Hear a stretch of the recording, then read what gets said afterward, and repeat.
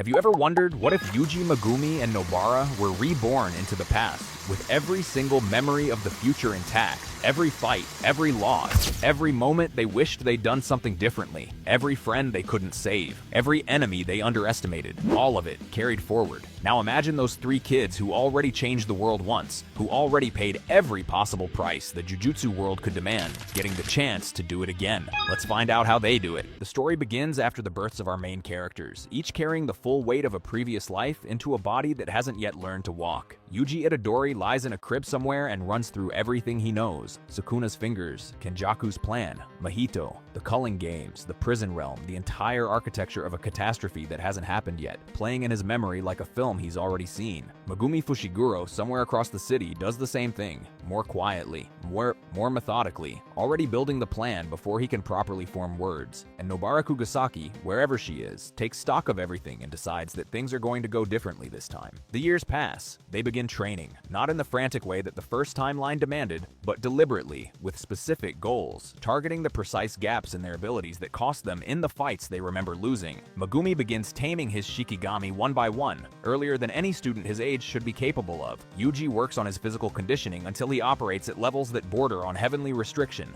not because of any special technique, but because he has years of muscle memory from a previous life to draw on, and the focus to rebuild it faster than anyone expects. Nobara refines her resonance technique, understanding now with full clarity exactly how it works and what it can do when pushed to its limit. Megumi is eventually adopted by Gojo, just as he knew he would be. He lets it happen because he knows what Gojo's guardianship means and what it unlocks for his training. He doesn't tell Gojo anything yet. That conversation has to wait for the right moment. And somewhere across town, Yuji Itadori enrolls in the same high school as before and waits. A few more years pass and the day finally arrives. Megumi is sent to retrieve one of Sukuna's fingers, a routine assignment from Gojo's perspective, a mission he trusts his student to handle. What Gojo doesn't know is that his student has been waiting for this specific moment for years. Yuji and Megumi find each other on the school rooftop, and Yuji, who has spent years being careful, being patient, completely breaks for a second. The moment he sees Megumi's face, he rushes forward, calls him by name with an easy familiarity that shouldn't exist between two strangers, and the look on his face is pure relief. Megumi stops walking, stares, a genuine smile on his face. So you were reborn as well. Then out of a sudden, the cursed spirits attracted by Sukuna's finger attack them, interrupting their reunion.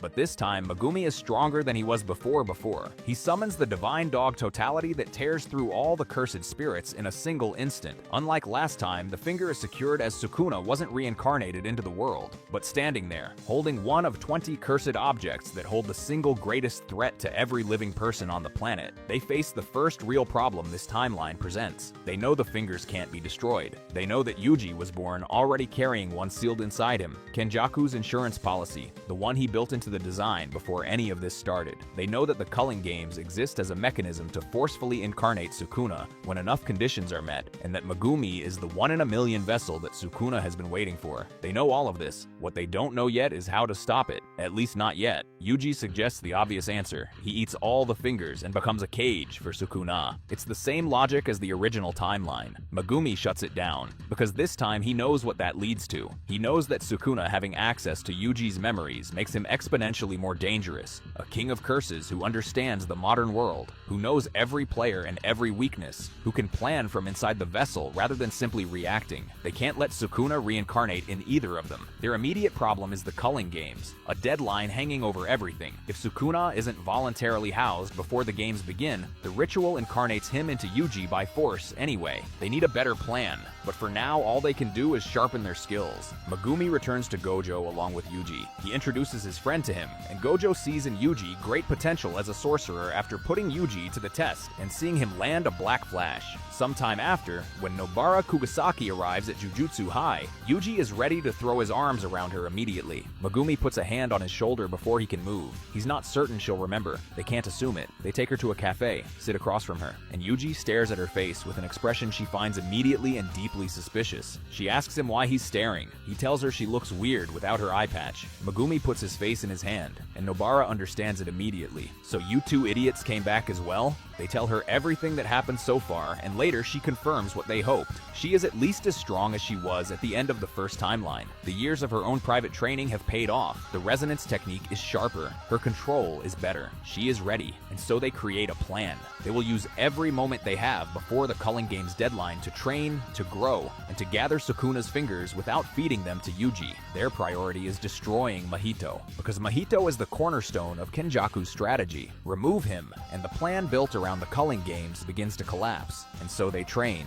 Yuji and Nobara help Megumi create strategies to tame his Shikigami. As he taps into his domain expansion with the guidance of Gojo, Yuji, with his past memories, begins to practice hitting the contours of the soul, and Nobara practices her hand-to-hand combat. Time passes again, and eventually the Finger Bearer mission arrives. In the original timeline, this was the fight that proved how far beyond them the upper end of curses really was. The fight that required Sukuna's intervention, the decision that killed Yuji. But this time, it is different. Yuji takes the lead, Black Flash after Black Flash. Yuji makes it seem as he could Black Flash at will. The curse gets more and more aggressive. Megumi works the perimeter with Nue and the Divine Dog, using the Shikigami not as primary weapons but as a support system for Yuji, disrupting the curse's movement patterns, creating the openings that Yuji needs, giving him the fractions of a second that make the difference between a Black Flash connecting or missing. Nobara handles the people inside the building, trying to save as many as she can. After one last Black Flash, the curse falls and the finger is retrieved safely. Gojo is proud. He offers them a break before the Goodwill event, but the group refuses. After asking the right questions, Gojo ends up mentioning about some strange incidents, a pattern that connects to a cursed presence. Nanami was sent to investigate it. They ask Gojo if they can shadow Nanami on the mission.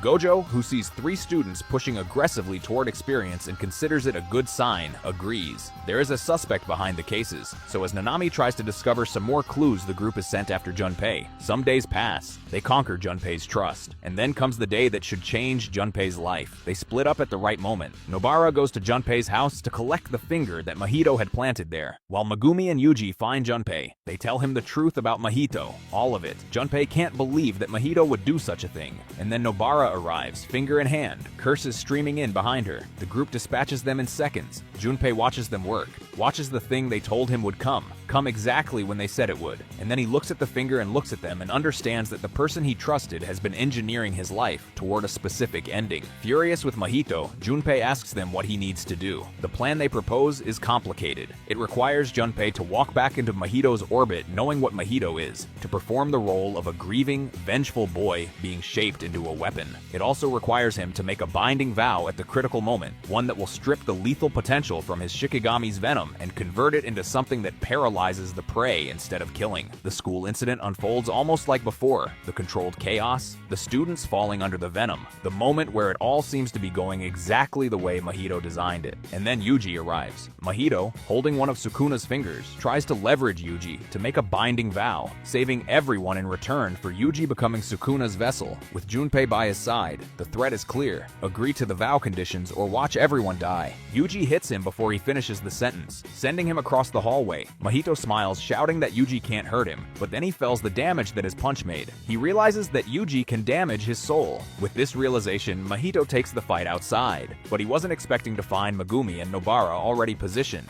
as if they were waiting. Still, for him, only Yuji is a threat. He was wrong. Megumi summons his Shikigami to reduce Mahito's escape routes, forcing him through specific corridors of space where Yuji's black flashes can land cleanly. Then Yuji draws a blade mid-fight, severs one of Mahito's arms, and sends it directly to Nobara. Resonance activates on contact. Mahito feels it through his entire existence and understands, with sudden clarity, that he has walked into a trap. With no escape, he uses his last win-con. He opens his domain for the first time, and just as he thinks that the fight is over, suddenly words echo. Domain expansion. Chimera Shadow Garden. Mahito's eyes widen as Megumi's domain destroys his own. Then he sees himself surrounded by a group of round deer. He tries to escape, but it is too late. He is just a curse after all. The positive energy output from the Shikigami was made the sure hit effect of the domain. Mahito is gone. Without Mahito, Kenjaku's architecture cracks at its foundation. The trio goes to Gojo and they tell him everything, not just the immediate situation, but all of it. The body-stealing sorcerer wearing Geto's face, the full scope of what Kenjaku has been building. Every detail they carried forward from the previous timeline, they tell him as if they had heard it from Mahito himself.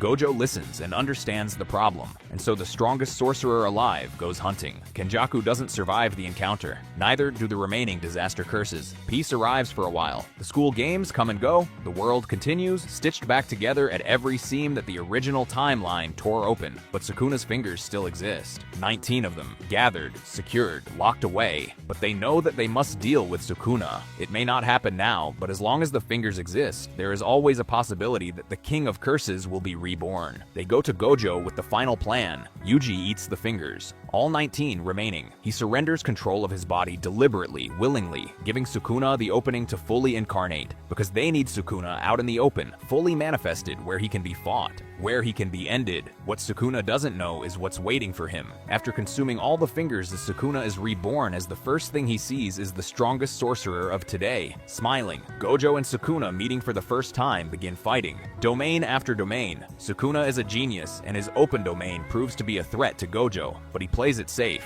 baiting Sukuna to open his domain and teleporting away. The fight drags on. Sukuna is furious. How can the strongest sorcerer of the modern era not face him head-on, he asks. Gojo smiles. I am not facing you. I am just buying time for him. Sukuna turns around to see Mahoraga. Megumi has spent this entire second lifetime building toward one specific goal, taming Mahoraga. After making a binding vow, Nue was sacrificed, burned as currency, after a one-time use of a 200% amplification of his power. Before Sukuna was reincarnated, Megumi had opened his domain, multiplied Nue, using the Shikigami at full force to release a lightning storm, making him the first sorcerer to tame Mahoraga, and now the Shikigami that was used by Sukuna in the original timeline as a way to bypass infinity has been all this time adapting to Sukuna's very existence. With a slash, Sukuna is separated from Yuji's body, the King of Curses, separated from his vessel, stripped of the anchor that kept him in the world, is finally gone. Just like that, that trio that once saw all the people they cared about perish, managed to completely change the world. Gojo was never sealed. His friends are still alive and well. Even Junpei survived and has become a sorcerer like the intro of the first season suggested. Could this be the perfect timeline for the Jujutsu world?